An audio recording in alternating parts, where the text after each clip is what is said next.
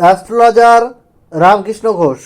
আমার এই চ্যানেল অর্থাৎ অ্যাস্ট্রোলজার রামকৃষ্ণ ঘোষ চ্যানেলের পক্ষ থেকে জানাই আপনাদের সকলকেই স্বাগত। আশা করি ঈশ্বরের কৃপায় আপনারা সকলেই ভালো আছেন। আমি বিভিন্ন রাশির মাসিক রাশিফল নিয়ে আলোচনা করছিলাম। আজকে আমার আলোচনা কর্কট রাশির কয়েকটি ভবিষ্যৎবাণী, যা 100% সত্যি হবেই।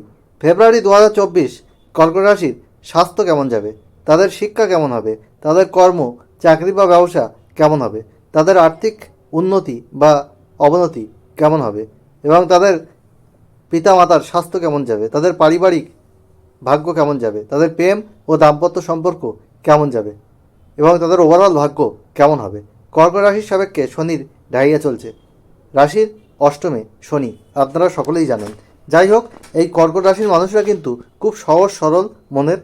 এরা চঞ্চল, এক জায়গায় বেশিক্ষণ বসতে পারে না। এরা কল্পনাপ্রবণ, এদের মধ্যে একটা আর্টিস্টিক ট্যালেন্ট থাকে, এবং এদের ওপর থেকে যতটাই কড়া মনে হয়, এরা কিন্তু ভিতরে ততটাই নরম। এদের মন কিন্তু খুব সহজ সরল, জলের মতো এরা কিন্তু গলিয়ে যায়। যাই হোক, এই কর্কট রাশির ফেব্রুয়ারি 2024 গোচর ফল প্রথমেই মূল আলোচনায় যাওয়ার পূর্বে বলি। কর্কট রাশির অধিপতি চন্দ্র, সে তো 2 দিন 6 ঘন্টা অন্তর রাশি পরিবর্তন করে। আর কর্কট রাশির সপ্তমে রয়েছে দ্বিতীয় পতি রবি, ষষ্ঠে 2 বা ততোধিক গ্রহ রয়েছে। রবি সপ্তমে, বুধ শুক্র আর মঙ্গল ষষ্ঠে অবস্থান করছে। মঙ্গল এদের পঞ্চমপতি ষষ্ঠে, আবার এদের চতুর্থপতি শুক্র, সে ষষ্ঠে। তৃতীয় দ্বাদশপতি বুধ কিন্তু ষষ্ঠে।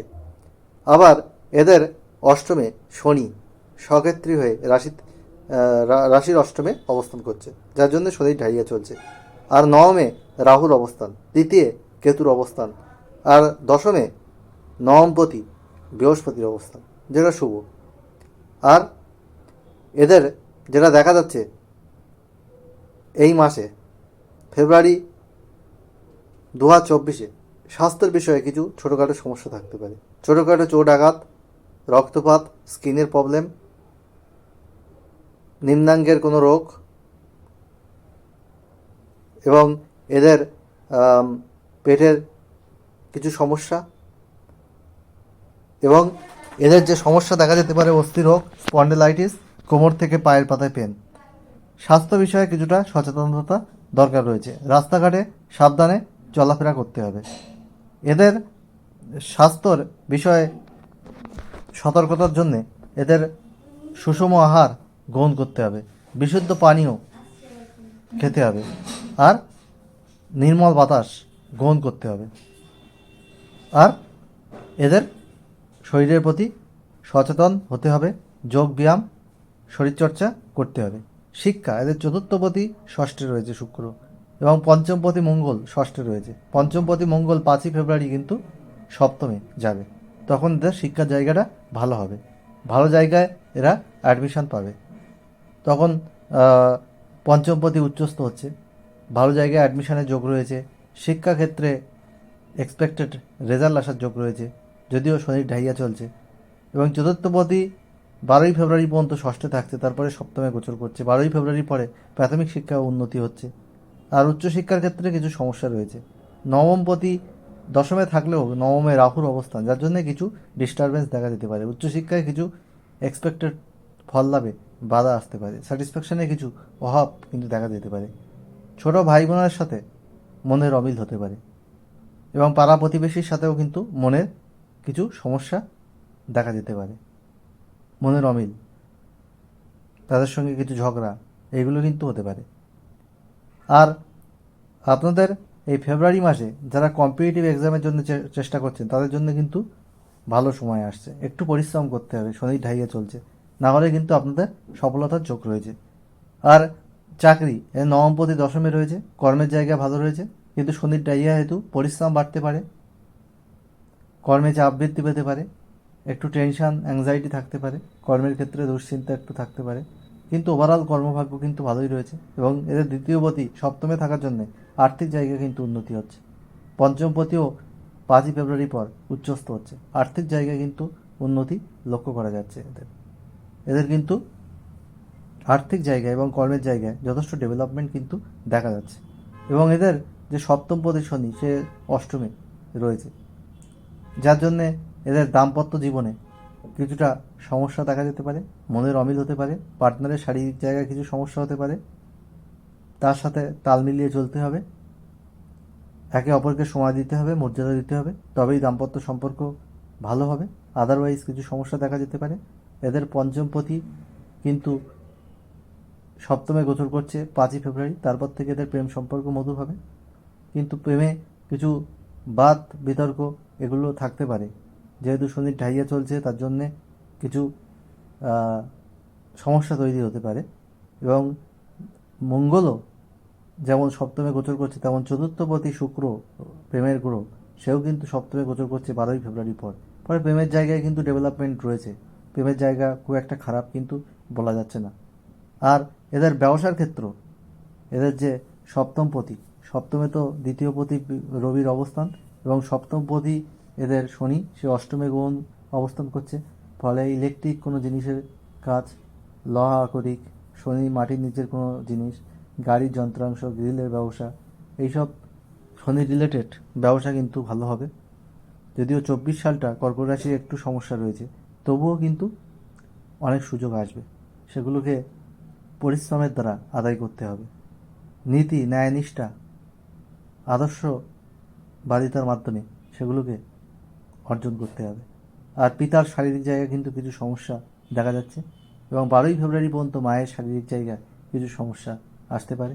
পিতার শারীরিক জায়গায় আপনারা বিশেষভাবে নজর দেবেন, কারণ নবমে রাহুর অবস্থান, এটা উচ্চশিক্ষায় যেমন বাধা দেয় কিছু কিছু ক্ষেত্রে, আবার পিতার শারীরিক জায়গায়ও কিছু সমস্যা এনে দেয়। আবার শরীর ঢাইয়া চলছে নিজের শারীরিক বিষয়ে, এবং যারা আত্মীয় স্বজন বা পরিবারে যাদের বয়স্ক তাদের শারীরিক বিষয়ে আপনাদের সাবধান থাকতে হবে, না হলে কোনো সমস্যা এই সময় কিন্তু হয় কর্কট রাশির ক্ষেত্রে। আর এই কর্কট রাশির যেসব সমস্যা রয়েছে সেগুলো থেকে বেরিয়ে আসার জন্যে আপনাদের কিছু পথ অবলম্বন করতে হবে। আপনাদের ওভারঅল ভাগ্য কিন্তু ভালোই রয়েছে। আপনারা শনির বীজ মন্ত্র প্রতিদিন পশ্চিম দিকে মুখ রেখে সূর্যাস্তের পর পাঠ করুন 8 বার। ওং প্রাম প্রিম প্রোম স শনিশ্চরায় নমঃ। আর শনি মন্দিরে মাসে একবার নীলাপরাজিতা ফুলের মালাদান করুন, যতদিন আপনাদের শনি ডাইয়ে চলছে। আর প্রতি শনিবার সর্ষের তেলে কালো তিল দিয়ে প্রদীপ জ্বালান। আর আপনারা সূর্যের প্রণাম করুন, সূর্য মন্ত্র সহযোগে সূর্য প্রণাম করুন স্নানের পর। আর আপনারা প্রতি শনিবার পশ্চিম দিকে মুখ রেখে নিরামিষ আহার করুন। আর আপনারা যেটা করবেন সেটা হচ্ছে শনি মন্দিরে নীল অপরাজিতা ফুলের মালা দান করবেন এবং শনি দেবতাকে তীর্যকভাবে প্রণাম করবেন, তাহলে আপনারা সুফল পাবেন। এবং আপনারা শুক্রের বীজ মন্ত্র প্রতিদিন 6 বার পাঠ করুন। ওং দ্রাম দ্রিম দ্রোম স শুক্রায় নমঃ। এইগুলো আপনারা করুন। আর আপনারা ক্রিম কালার, সাদা কালার, আপনারা লাল কালার, হলুদ সোনালি কালার বেশি ব্যবহার করুন, সবুজ কালার, নীল আকাশি কালার, তারপরে আপনার গোলাপি কালার কম ব্যবহার করুন, তাহলে আপনারা কিন্তু সুফল পাবেন।